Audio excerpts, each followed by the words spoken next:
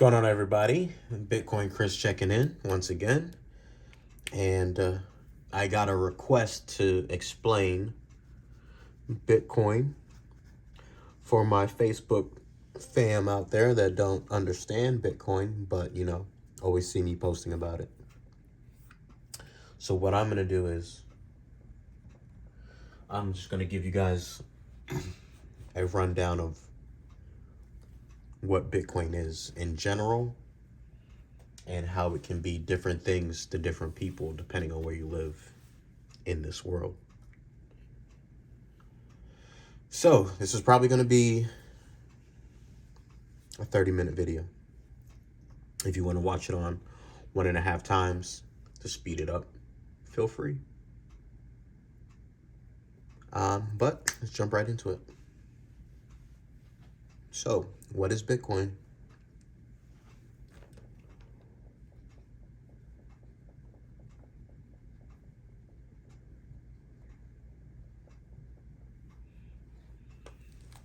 All right, so what is Bitcoin? Again, that's going to depend on where you are living in this world. So most people in my following, right, they live in the United States of America. So we have we have the world reserve currency, right, which is the US dollar. All paper money, by the way, is fiat money, right? So fiat is paper currency created by the government. So what is Bitcoin? In the Satoshi white paper, so first of all, Bitcoin was created by a group of people or one person with the name of Satoshi Nakamoto. Nobody knows who it is, but he created a protocol which allows people to transact peer-to-peer. So it's a peer-to-peer, which means person-to-person payment system.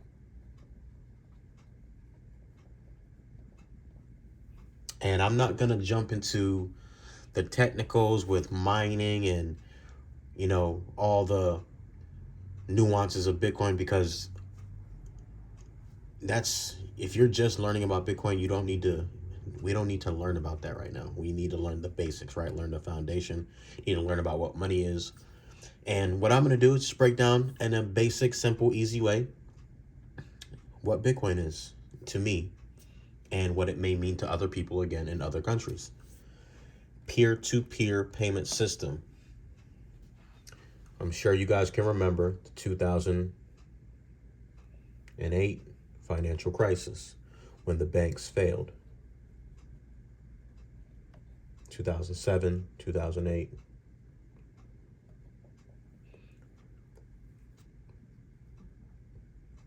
When the banks got bailed out because of their fraudulent lending, right? So for those that don't know, which you should know, banks such as Wells Fargo, if I'm not mistaken, there was Goldman Sachs, the banks. They all do fraudulent stuff. But in this time frame, the banks were pretty much giving loans to people that they know they could not, fulfill, right? They were giving fraudulent loans, predatory loans. I posted about this on my Twitter a while ago. So they were giving fraudulent loans, and they knew that the people that they were giving loans to, there was the subprime mortgage crisis. They were giving people that could not afford those homes mortgages for those loans anyway. Then they turned around and shorted the market, which means they knew and bet that the market would crash. So they made money not only on the loans, they made money on the on shorting the market, which would crash the market, because they knew it would come to an end, because they knew people couldn't afford those loans. Specifically for Black and Latinos, they did those loans, predatory lending at its finest. We know the deal, right? We know the deal. Don't need to go into racism and, predatory lending. It is what it is. Unfortunately, it's the way the cookie crumbles. So Satoshi Nakamoto decided to create Bitcoin, a peer-to-peer payment system where you don't need a bank.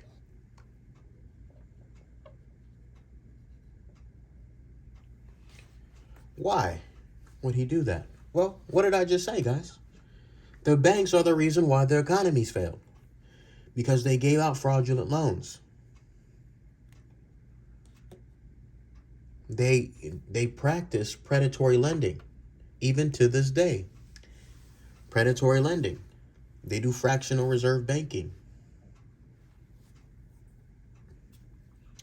You should know what fractional reserve banking is, because my 12-year-old knows what fractional reserve banking is. And if you don't know, let me enlighten you. When you put $1 into the bank, they can loan $10 for every $1 that you put in the bank. This is why I tell you guys, saving is for losers, right? Because while you're saving in the money, your money in the bank, they're taking your money that you're putting in the bank, and they're going to go invest that money and make 10, 20% or more. And then they give you less than 1% for an entire year. So, if you understood how money works, you wouldn't leave your money in the bank. You would actually be pretty pissed off, right? Especially after what the banks did, right? But we're at the whim of these banks. We call them the banking cartel because of exactly what they do. So, out of, I'm sure, pure anger, right? And wanting to get out of this system, this is the system that we're in now, which is why we have all the problems that we have. It's the fiat system.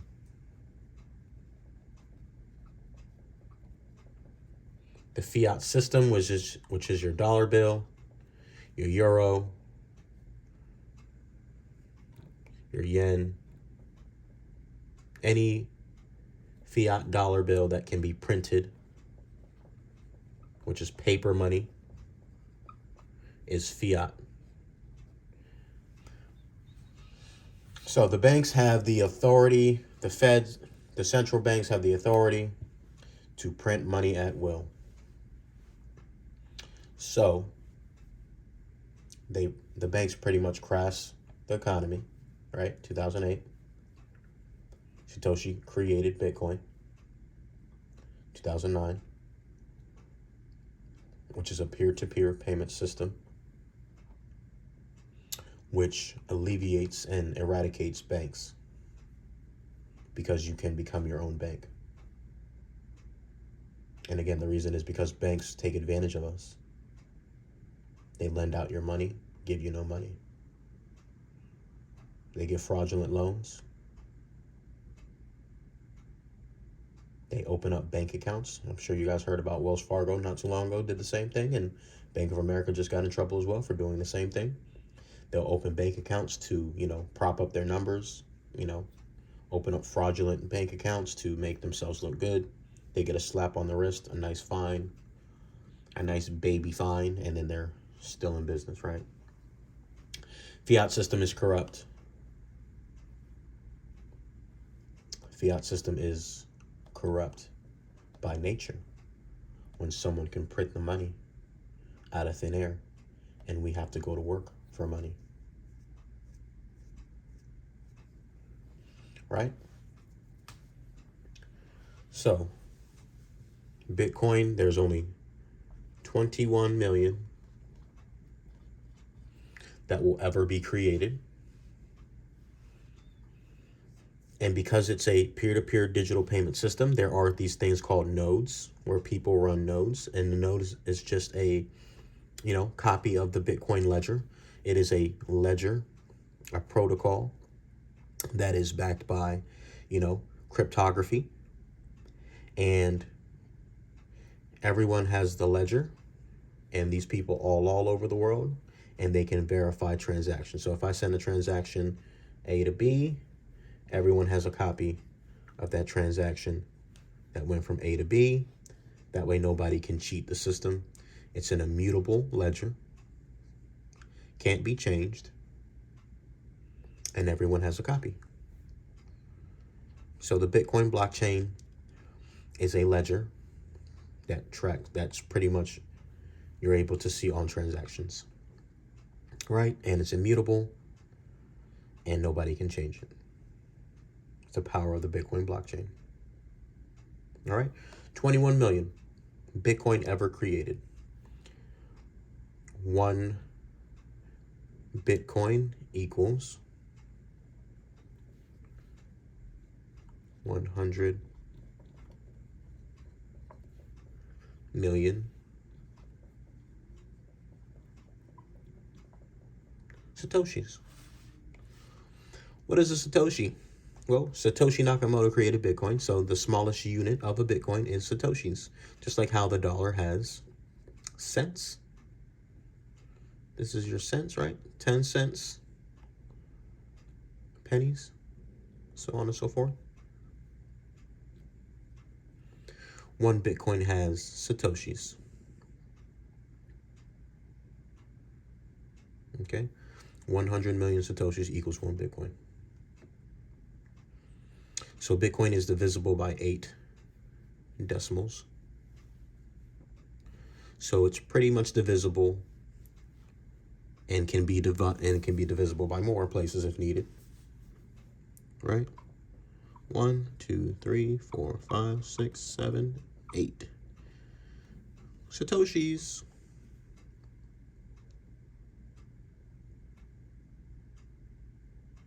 All right.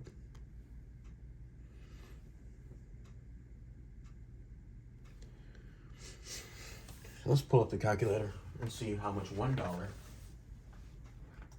how many Satoshis is in $1. Let's pull that up.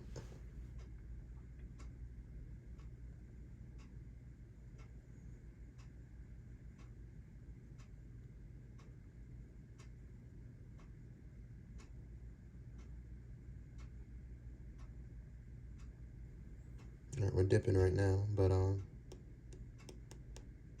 okay.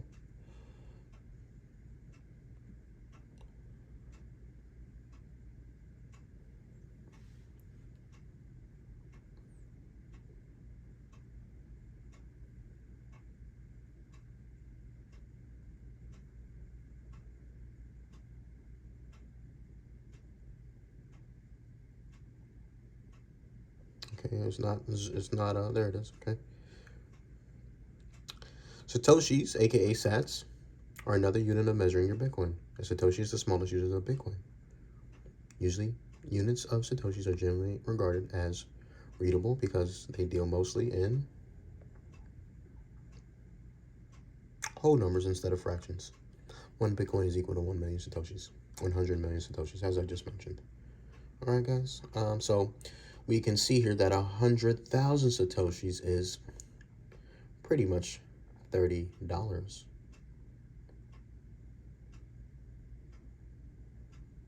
100,000 Satoshis is $30. So $30 can buy you 100,000 Satoshis.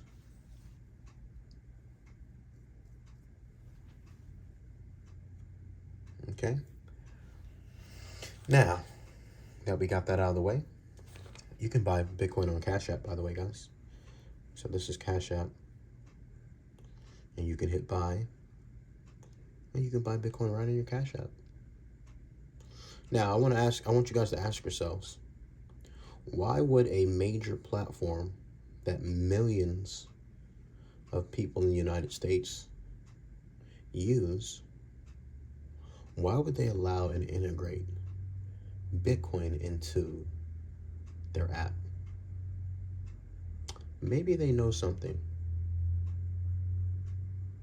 Maybe they know something, guys. Just my thoughts. Just my 2 Satoshis, right? We don't say 2 cents anymore. We just say Satoshis. All right, so let's jump back into what Bitcoin is. Bitcoin is a few different things to a few different people, depending on, again, where you are in the world. If you are in the United States, it's more of a savings account, which is how I use it, right? And how plenty of people use it. People can use it as a savings account or an investment account, right? Because Bitcoin went from under $1 to the all-time high, which is $69,000.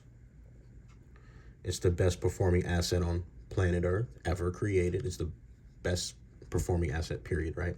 Ever.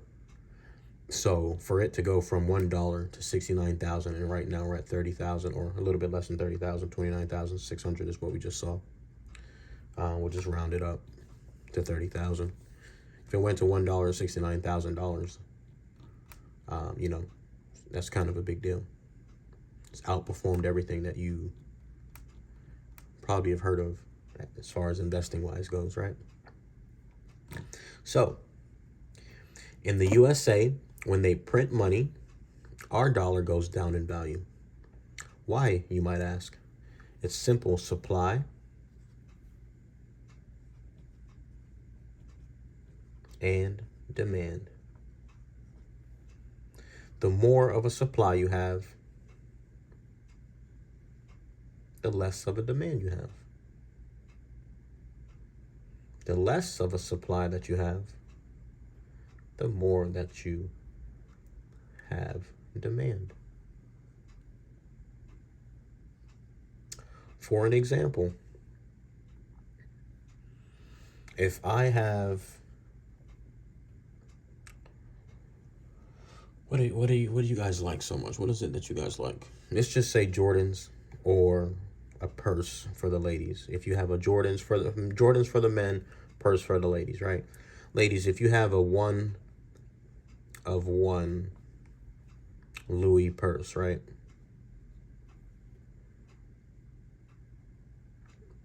Why is it valuable? Because of supply. You only have one. There's only one of it. So because there's only one of it, a lot of people are going to want it, right? So that's a lot of demand for that item, which means the item, in this case the Louis purse, is worth a lot of money and will probably continue to go up in value because, again, there's only one of these purses. Fellas, if you have the Jordans, I don't know, Jordans 4, 5s, 13s, whatever, right? There's only 3 ever made, and you have one of the 3. Supply is low. Y'all love y'all Jordans, so demand is high. The value goes up. You have one of the 3, even though there's 2 other ones are still in short supply. So that's the same thing with Bitcoin. Only 21 million, and they're estimating about 20% may be lost forever. Who knows how many have been lost? So there's really less than 21 million that are out there. But because it's scarce and because it can be divided and divisible, it's going to go up in value over time. Simple supply and demand. Now, this also applies with the US dollar, as we were talking about here, with the fiat system. So, guys, if we, and I mean we, the United States and other countries as well, if we allow the central banks and the Feds to print money because they have to, inject liquidity, and, you know, during COVID they did that. If they have the opportunity and the power to print money by just pushing a button, say this is the button, right? I just push this button, boom, and we can print trillions of dollars. That messes up the supply. It actually increases supply. So supply goes up. And when the supply goes up, demand usually goes down. Same thing with the Louis and the Jordans. If everybody has the same Louis purse, ladies, the supply is not scarce, it's abundant. So supply went up. So that means everybody can get it. And nobody wants it. Supply, demand goes down. Same thing with the Jordans, fellas. If you have the same Jordans that everybody else has, supply went up, demand goes down. Price goes down. Price goes down because there's more of that particular item. Same thing with our fiat system. more dollars in the system, it floods the system with dollars, and the dollars become worthless because there's more of it in the system. Demand goes down. It's called inflation. The debasement of our dollar is what they do when they print money, print money, print money. So again, Bitcoin is the complete opposite. So what you can do with Bitcoin is, it is volatile, guys. It will go up and down, up and down, up and down, up and down, up and down, up and down, up and down. But as you can see here, it's still going up and to the right, even though you may have dips. This is what we call volatility. Life is volatile. TILE.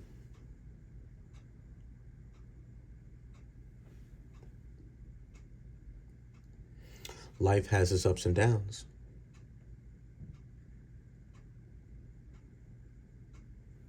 But you keep moving along, right? Life gets better as you get older, or at least it's supposed to, right? So volatility is the price that you pay for an asset that continues and that has gone up over time, right? We have no volatility with our US dollar. It stays stagnant, theoretically, but the purchasing value goes down.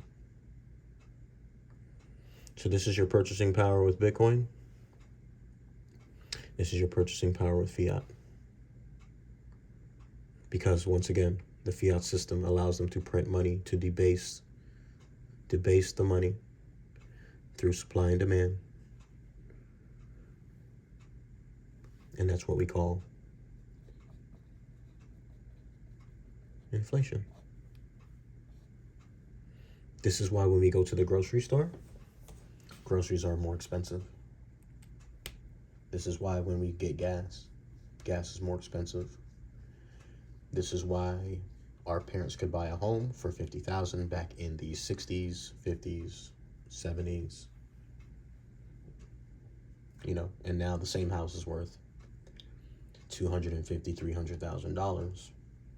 It's not because the house is up in value, guys. It's because the dollar has gone down in value, which makes everything else go up in value. Because the dollar is becoming worth less because they keep printing money, and that increases the supply, which kills demand. Easy to come by. But just because it's easy to come by doesn't mean it's valuable. As we can see here, money has been going down, down, down, down, down ever since we came off the gold standard. So, if you guys that don't know, we were on the gold standard, so we had to back every dollar by, gold, right? Then we came off the gold standard, which allowed them to print money whenever they needed.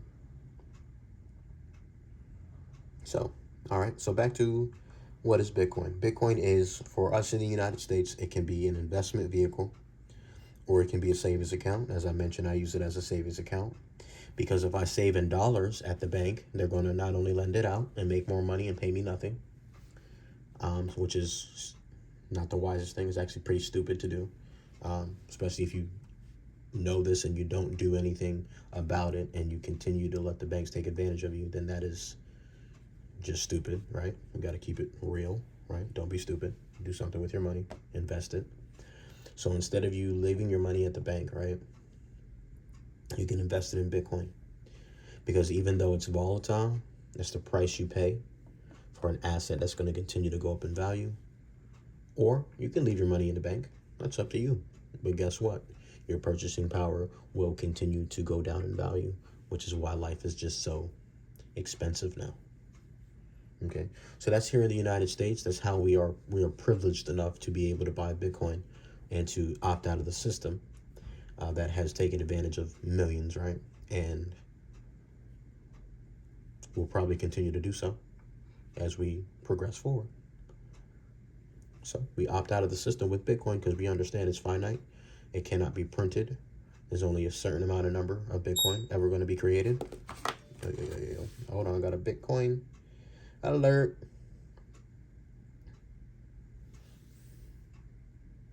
$29.8. All right, cool. All right, cool. So if you are in, for an example, in another country, we have Venezuela as an example. We have Turkey. We have Nigeria. We have plenty of other countries, right, that are going through what we call hyperinflation.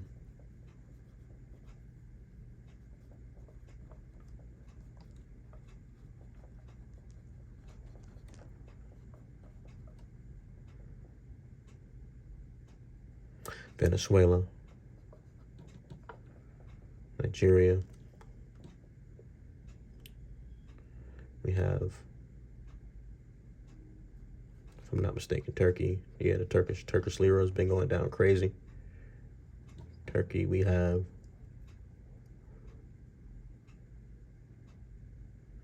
let's just go with those three examples. Their government has printed so much money that they have to use our dollars. Our dollars, they would much rather use our dollars than their own general, their currency, because of, hyperinflation, which is their government being irresponsible and printing money to no end. So if you live in these countries, what you probably use is US dollar, or you would use Bitcoin.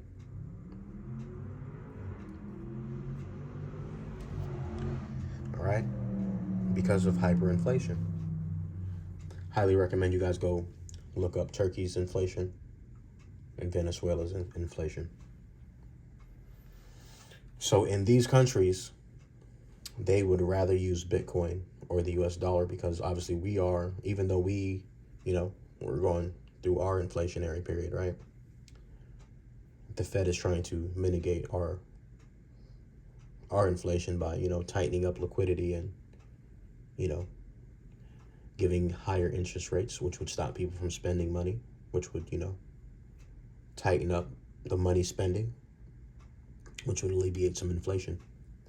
That's their attempt. But these countries, no. What they're going to do is they're going to continue to debase their currency, and then they use the US dollar or Bitcoin. Majority of these countries prefer Bitcoin. All right? Why do they prefer Bitcoin? One is because I mentioned earlier, you become your own bank. Be your own bank. These governments are corrupt, guys. We live in a country, even though our banks are corrupt, they're not blatantly corrupt in our face, and, we have some type of morale with the banks, even though they do sneaky stuff. But they're not as sneaky and corrupt and vile as these other countries out here. So, we are blessed to be in the United States of America. Yes, I agree.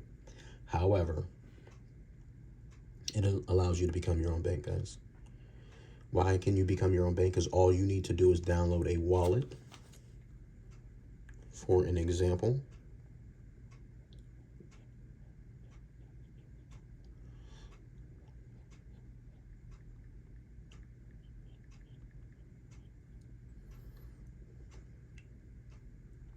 in order for you to be your own bank, only thing you need to do is download a wallet. You can be anywhere in the world as long as you have an internet access. You can become your own bank. You download a wallet. Your wallet gives you 12 to 24 words. Those 12 to 24 words allow you to be your own bank. Keep these words safe. Don't lose them. If you lose these words, you lose your bank. Write them down in a few different, write them down 3 to 4 times on paper or something more secure. You can do, you know, if you want to get real tech, we're not trying to get real techy, right? So we're trying to keep this real basic and simple for you guys. Write it down on 4 pieces of paper. Secure it in one place. Put one in your grandma's place. Put one at your dad's place. Put one in 4 different places, wherever it may be. Maybe your safety deposit box, wherever. Put them somewhere, right? And protect these 4 words, because without this, you're not going to be able to access your Bitcoin. This is your password to your wallet, and without your password to your wallet, you won't be able to get in. And back when Bitcoin was created, that's why you hear stories about people that have millions, if not hundreds of millions of dollars on a Bitcoin wallet, but they didn't think it would, become what it is now, right? Or rise so much in value when it was $1. And now it's $30,000, right? So imagine if you bought 1,000 Bitcoin for $1,000. That $1,000 went up. That $1 went up to $30,000. It's millions of percent. But some people didn't. Some people didn't understand what they had, right? Or they lost it, or the computer failed, or whatever the case may be. Things happen. They lost in 12 to 24 words. They lost the Bitcoin forever. So you don't want to be in that position later on down the road when Bitcoin goes up in value much, much more. All right. So be your own bank. They will become their own bank because their government cannot control or tell them what to do. This gives them freedom. Bitcoin is freedom money.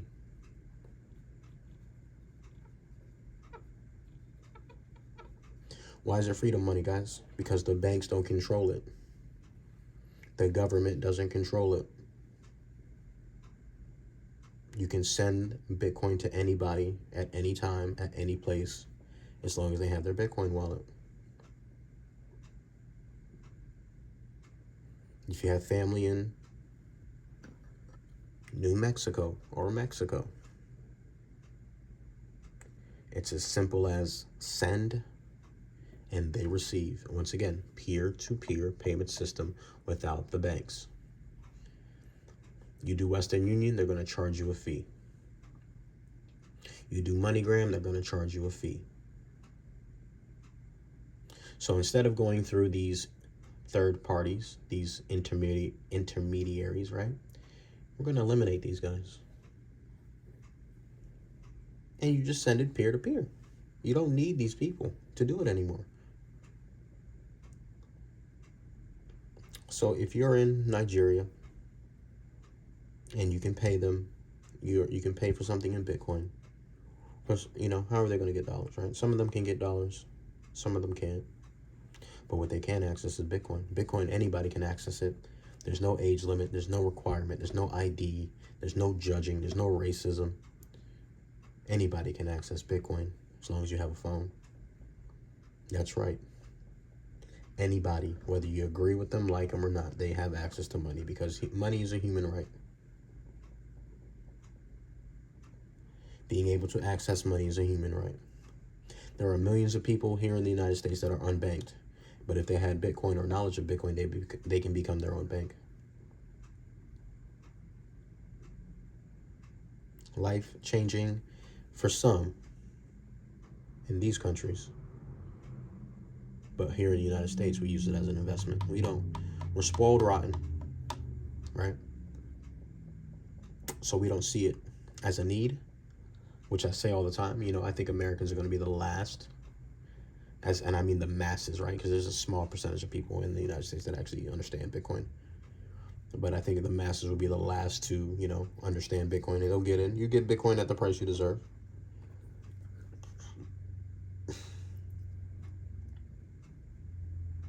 But for people that are less fortunate than us, they're adopting Bitcoin at astonishing rates because they can become their own bank, because it's freedom money, because they can't be stopped, because it's peer-to-peer, borderless, censorship resistant. If the banks don't like what you're doing, they will shut you down. They don't need a CBDC to do that.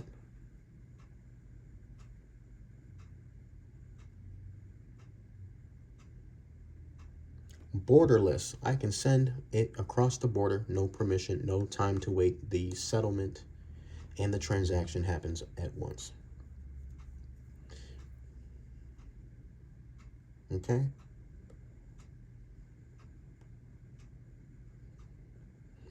Peer-to-peer, censorship resistant, freedom money. Okay? Immutable, can't be changed.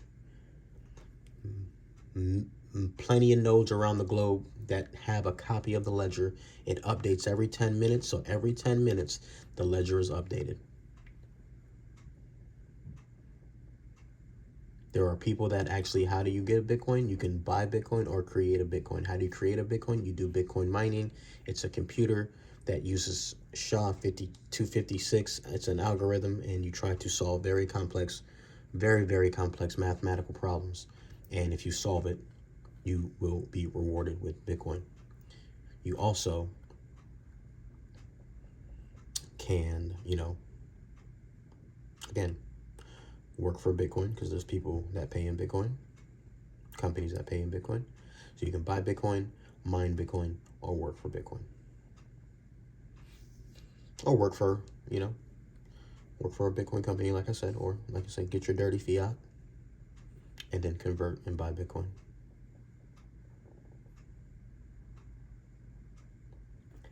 Banks are not your friends. They've taken advantage of us for many years, and it's time for us to opt out. So what is Bitcoin? It depends on where you are in the world. In America, for me, it's a savings account / investment account that continues to go up in value over time. The price that you pay of that is volatility. The price that you pay for having a dollar system that does not seem like it's changing in value gives you the illusion that we're stable. You think $1 is $1, but $1 is really like 40 cents, guys. We gotta keep it real. You know this, I know this. That's why when our grandparents were younger, they used to say, "Oh, I could buy chips or drink, soda pop, drinks, chips, candy," and they were like, "And all that cost 25 cents back in my day." So they could buy all that for 25 cents back in their day. But now, that same things that we have to buy cost way more money. Much more money. You never thought about why? I'm here to tell you why. It's inflation. And the only way that you can opt out of the system is to buy Bitcoin. You can buy as little as $5, $10. You can buy as much as $100, $100,000, $1 million, $1 billion. You can buy as much Bitcoin or as little Bitcoin as you want. You can buy, like I said, $1 worth of Bitcoin. But I would highly recommend that you do a little bit more research on what I was telling you. Look up the inflation rates, right? Look up the purchasing power of the US dollar. Google that, right? Because don't just take my word for it, guys. I want you guys to look these things up so you know what I'm telling you is correct, right? So hopefully this breaks down what Bitcoin is in a simple way for us here in the United States. If you live in other countries, it's something that they can, use to transact without having to, pretty much be screwed over by the government due to their money printing and their radical monetary policies. But, Louis Jordan's, I hope that supply and demand example made sense. 21 million Bitcoin ever created, divisible by 8 decimal spaces. The smallest unit of Bitcoin is Satoshis, as we read as well on the Cash App. All right, and the smallest unit of $1 is what? Pennies, cents. So that's your similarities there. No bank is needed. You become your own bank when you have your own Bitcoin wallet. It's peer-to-peer transactions. No bank needed. Okay. Opt out. Bitcoin Chris checking out. Peace.